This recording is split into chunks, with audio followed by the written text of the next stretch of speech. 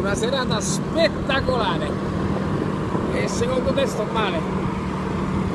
Dice pieno di gnocca, un amico che ride, no?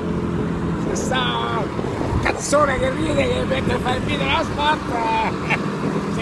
Se la ride e questo è il bello. Secondo te sto male? Fa sorridere. E secondo te stavo male? E allora già questo è meraviglioso, vedere un ragazzo, un amico sconosciuto che si scompiscia, e per me è tanta roba. E allora dice la serata viene gnocca, viene sorco. No, la serata incredibile, affari straordinari, stratosferici, pazzeschi. No, una serata con due amici a prendere un drink, una cena, un hamburger, un cheeseburger, tante risate, tanto cazzeggio e tanta voglia di vivere in semplicità, perché i valori contano, ma anche le persone dei valori contano. E allora secondo te sto male?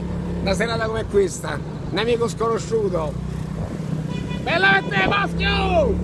Che si è fatto due risate perché ti ha visto fare il Vice, ma viva la vita, ma io me ne vado a letto con ostentazione positiva.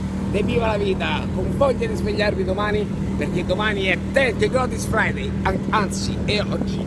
E allora sì, siamo gente dei valori, siamo gente di spessore e ci accontentiamo dei cheeseburger con amici. E poi, se c'è il 599, se c'è il 993 e tanta sorca, tanto meglio. Secondo te, stavo male? Viva la vita, bella per tutti!